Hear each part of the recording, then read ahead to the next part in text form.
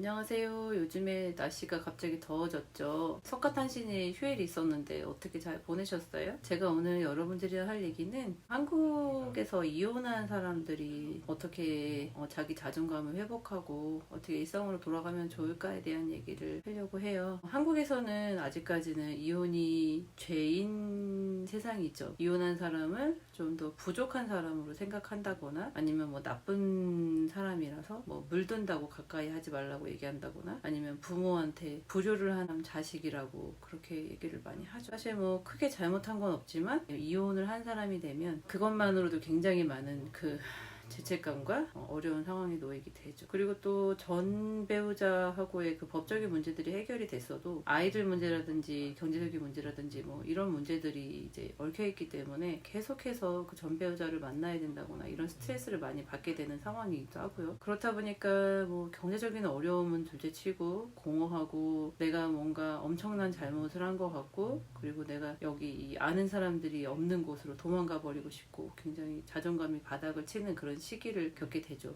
인간이 살아가면서 몇 가지 굉장히 큰 사건들을 겪는데 그것이 뭐 주변 사람 중에 누군가가 태어나거나 죽거나 결혼하거나 이혼하거나 이사하거나 뭐 이런 것들이 굉장히 큰 사건이라고 해요. 그것만큼 결혼을 하고 이혼을 하는 일은 굉장히 중요한 사건이고 그 사람의 일생에 굉장히 큰 영향을 끼치는 사건이거든요. 그래서 우리가 일상으로 빨리 돌아와야 하는데 우리는 아이들도 키워야 되고 혹은 또 내가 삶을 살아가야 되니까 일상으로 돌아와야 되는데 우리가 생각보다 그렇게 빨리 일상으로 돌아오기가 어려워요. 이혼을 하기까지의 과정도 참 힘들지만 이혼을 하고 나서도 그 일상으로 돌아오는 것들이 너무 어려운 상황에 놓이게 되죠. 그래서 제가 한 4가지 정도 여러분한테 그 이혼하고 난 이후에 어떻게 하면 일상으로 돌아올 수 있을지에 대해서 말씀드리고 싶은데 첫 번째는 우선은 자기가 그 겪은 일들을 주변 사람들한테 좀 많이 털어놓으시고 얘기들 많이 하시고 내가 이렇게 힘들어 나를 좀 도와줘 라고 도움을 좀 요청하셨으면 좋겠어요. 근데 만약에 주변 사람 중에서 나를 도와줄 사람이 없다고 느껴지거나 주변 사람의 도움으로는 부족하다고 여겨지신다면 전문가의 도움을 꼭 받으시기를 바랄게요. 그래서 불면증이라든지 이런 약물 처방이 필요한 경우에는 뭐 우울증이나 공황장애도 마찬가지지만 어쨌건 그런 약물적인 처방이 필요하신 경우에는 꼭 병원에 가셔가지고 약 처방 받으셔서 치료 받으시라고 말씀드리고 싶고 상담 치료도 받으실 수 있으시면 받으면 참 좋겠어요. 그래서 그런 치료들을 통해서 타인에게 나의 아픔을 좀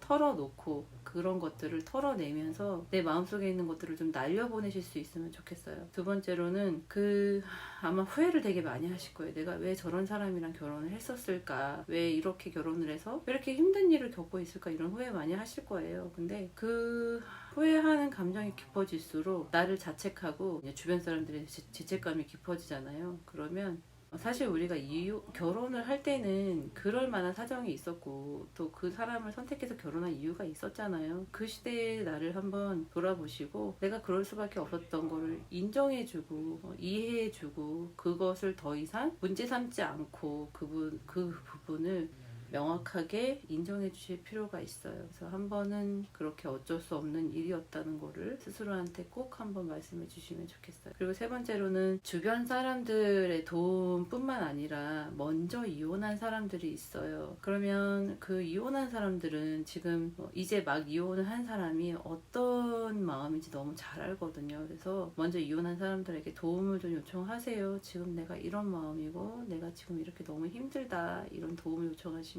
먼저 이혼하신 분들은 그 마음을 너무 잘 알기 때문에 아마 잘 이해해 주시고 들어주시고 도와주실 거예요. 그래서 그분들의 도움을 받으실 수 있도록 꼭 요청해 주셨으면 좋겠고 마지막으로는 마음이 굉장히 공허할 거예요. 왜냐하면 어떤 한 사람을 나의 배우자로 여기고 그 사람이랑 가족 공동체를 꾸리고 또 아이들을 같이 키웠기 때문에 그것이 딱 깨지는 그 순간부터 굉장히 마음속에 엄청난 큰 구멍이 생길 거예요. 나 혼자 어떻게 해야 되나? 뭐 이런 거부터 시작해가지고 이제 나는 혼자인 사람이 돼버리니까 막 되게 방황하고 갈피를 못 잡는 상황이 되거든요. 그렇다 보니까 그 공허함을 채우고 싶어서 이성 친구를 되게 빨리 만나고 싶어 하시는데 이성 친구를 만나는 걸 좀 미루셨으면 좋겠어요. 지금은 그 공허함을 남으로 인해서 채울 수 없거든요. 스스로가 조금 안정이 되고 내가 나를 채우고 나면 내가 생각했던 그 좋은 사람이 내 곁에 와요. 그래서 나도 좋은 사람을 만나서 좋은 사람과 또 이성 친구가 될 수 있어요. 그렇다 보니까 이성 친구를 급하게 만나려고 가려고 너무 거기에 연연하지 마시고 거기 집착하지 마시고 그 시간을 조금 더 천천히 가질 수 있도록 하시면 좋겠어요. 제가 말씀드린 4가지를 한번 잘 해보시고 그래서 도움을 받으시면 좋을 것 같고, 이것들을 통해서 지금 낮아져 있는 자존감을 천천히 회복하시면 처음에 우리가 이혼을 왜 했었던가, 내가 왜 이혼을 하려고 했지? 했던 그 방향이 생각나실 거예요. 그래서 원래 살고자 했던 방향대로 가실 수 있게 될 거예요. 이혼이라는 게 사실 흠이라면 흠이고